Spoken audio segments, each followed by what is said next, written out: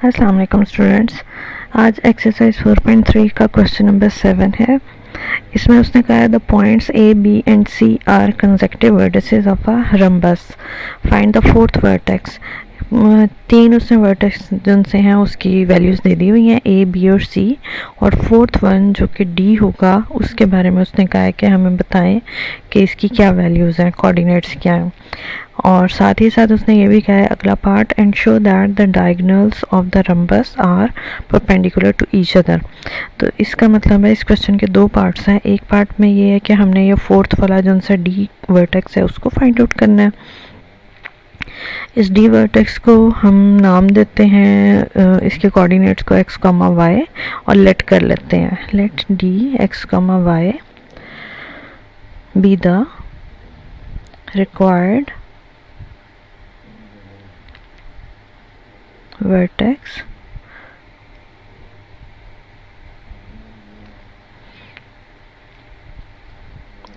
coordinates।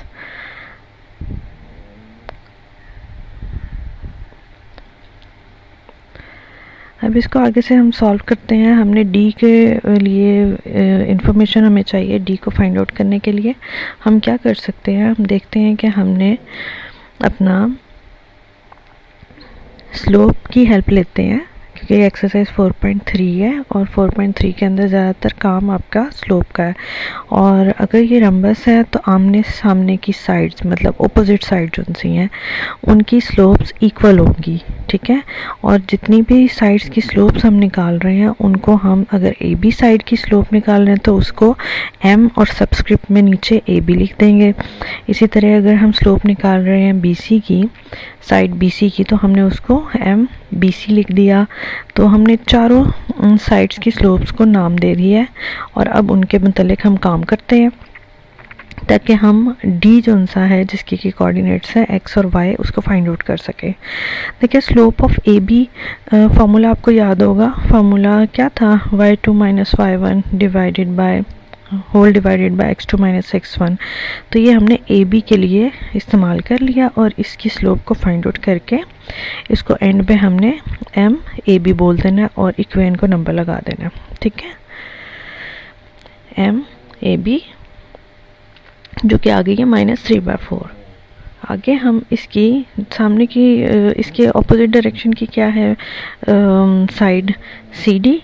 हम कोशिश करते हैं कि हम पहले सी डी की ही निकाल लें, इसकी ए बी की बिल्कुल ऑपोजिट साइड जो सी है, ताकि हमें करीब करीब वैल्यूज़ मिल जाएं क्योंकि ये होंगी भी इक्वल।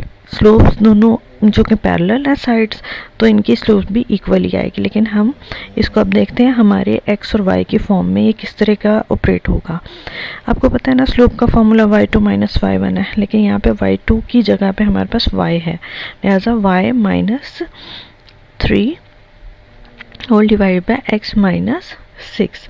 ये हमने सी डी की स्लोप निकाल दी और इसको हमने आगे लिख दिया, मेंशन कर दिया एम सी डी।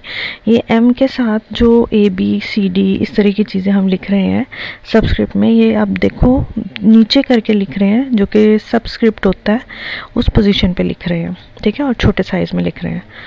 आगे आती है हमारे पास slope of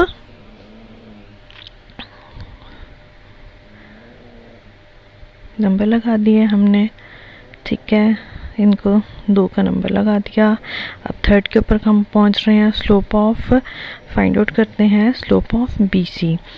slope of B C जो सी है इसके लिए देखो बी के भी कोऑर्डिनेट्स हमारे पास हैं और सी के भी कोऑर्डिनेट्स हैं, तो हम easily y2 minus y1 whole divided by x2 minus x1 का फॉर्मूला इस्तेमाल कर लेते हैं और इससे हम फाइंड आउट कर लेते हैं अपनी स्लोप ऑफ बी सी।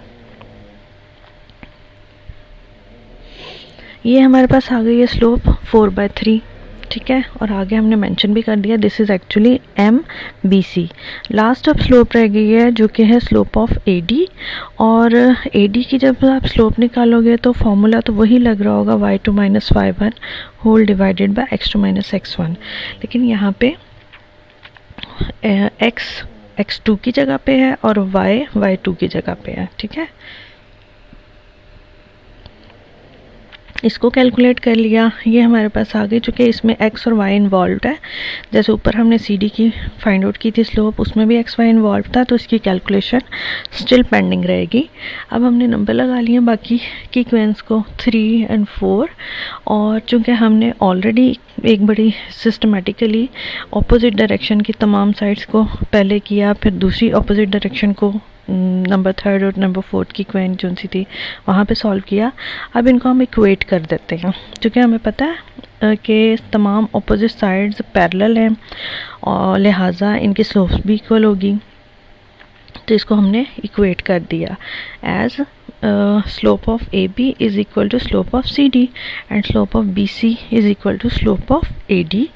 अब इसके ऊपर हम इक्वेट करके इनके साथ वर्किंग करते हैं, इन्हें सॉल्व करते हैं। एक्स वाई को यहीं से ही हमने डिटर्मिन करना है। तो -3/4 स्लोप ऑफ AB आ गई और slope of CD y-3 whole divided by x-6। इसी तरह दूसरी साइड का काम हम पहले इसको सॉल्व कर लेते हैं, फिर हम अगला काम स्लोप ऑफ BC का इसको कर लेंगे और साथ ही साथ इक्वेट कर देंगे इसको स्लोप ऑफ AD। पहले एक दफ़ा लिख लेते हैं और फिर हम इसको पहले फर्स्ट पार्ट को सॉल्व करते हैं, जो स्लोप ऑफ AB थी और CD थी, इसको इक्वेट करके इसको क्रॉस मल्टीप्लाई किया, इसको सॉल्व किया। यहाँ से हमें एक इक्वेशन मिल जाएगी जो कि x और y के में मौजूद होगी। मतलब x और y एज इट इज़ हमारे पास अभी सॉल्व नहीं हुए होंगे, x y की फॉर्म में हमें एक इक्वेशन मिल जाएगी।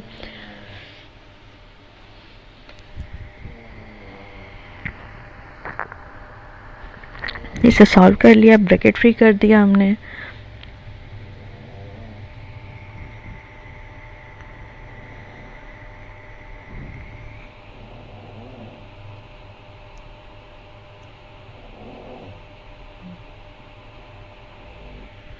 अच्छा, यहाँ से अब इसको पूरा कंप्लीट सॉल्व करते करते हम साथ ही साथ यहाँ से x की वैल्यू भी फाइंड आउट कर लेंगे, ठीक है। x की वैल्यू हमने फाइंड आउट कर ली, which is 4y - 30 whole divided by -3।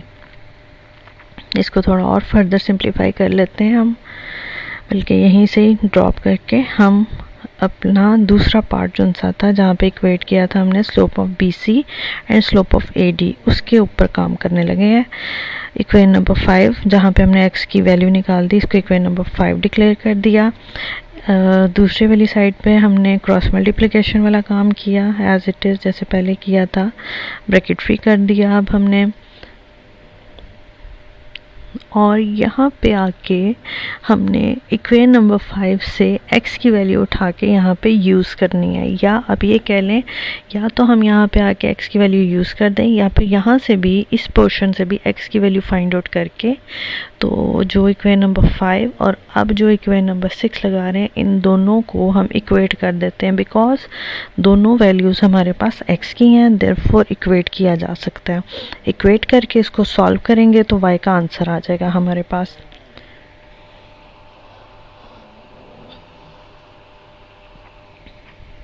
Equating equation number 5 and equation number 6,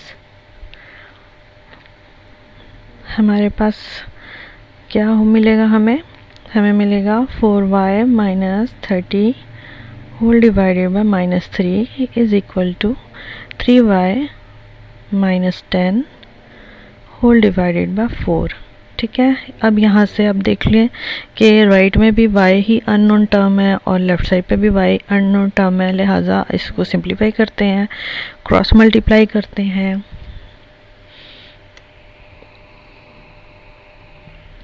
bracket free कर लिया इसको, राइट साइड को भी लेफ़्ट साइड को भी, ये अब राइट साइड को ब्रैकेट फ्री करने लगे हैं।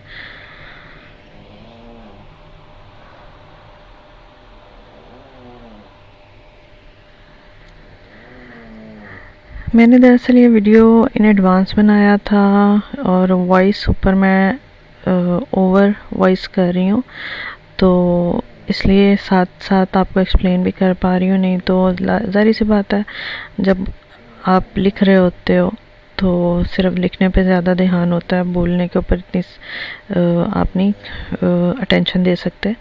लिहाजा अब मैं आपको एक्सप्लेन कर रही हूँ, होपफुली आपके लिए ज़्यादा इजी होगा अंडरस्टैंड करना। देखिए y हमारा अननोन है यहाँ पे राइट और लेफ़्ट, तो हमने क्या किया, लेफ़्ट हैंड साइड पे तमाम y की वैल्यूज़ को लेफ़्ट हैंड साइड पे मूव कर दिया, राइट हैंड साइड पे हमने कांस्टेंट अमाउंट्स ले जाके उनको ऐड कर दिया। अब हम y को फाइंड आउट कर रहे हैं, दैट इज़ 150/25। इसकी कैलकुलेशन कर लीजिएगा, ये आपको आंसर दे देगा y का। y is equal to 6। ये जो y की आपके पास वैल्यू आई है, इसको ऊपर ले जाके आपके पास उल्टे कदम देखें, आपके पास कौन सी ऐसी इक्वेशन है जहाँ पे पुट किया जा सकता है और x की वैल्यू फाइंड आउट की जा सकती है। तो आप देखेंगे आपके पास इक्वेशन नंबर 5 भी है, इक्वेशन नंबर 6 भी है। आपकी अपनी अब मर्ज़ी है कि आपने इक्वेशन नंबर 5 में इसको पुट करना है या इक्वेशन नंबर 6 में पुट करना है। तो हम पुट कर रहे हैं जी by using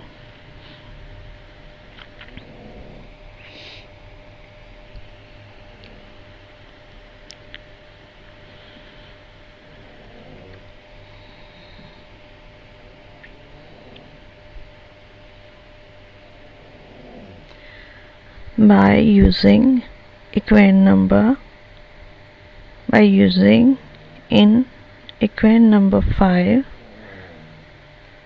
x is equal to 4y था, y की वैल्यू हमने पुट कर दी 6, 4 इंटू 6 -30 होल डिवाइड बाय -3। ये आपके पास आंसर आ गया। इसको सॉल्व करके x का विच इज़ 2, ठीक है। तो जो उसने थर्ड वर्टेक्स हमें दिया था रंबस का, जो इसको हमने नाम लेबल किया हुआ था डी का, डी x, y, वो हमने वैल्यूज़ फाइंड आउट कर ली हैं, जो कि है हमारे पास 2,6। इसको अब हम सिर्फ अनाउंस करने लगे हैं यहाँ पे, ताकि हम इसको अब इसके अगले पार्ट की तरफ बढ़ें। इसका अगला पार्ट था हमारे पास कि रंबस के जो डायग्राम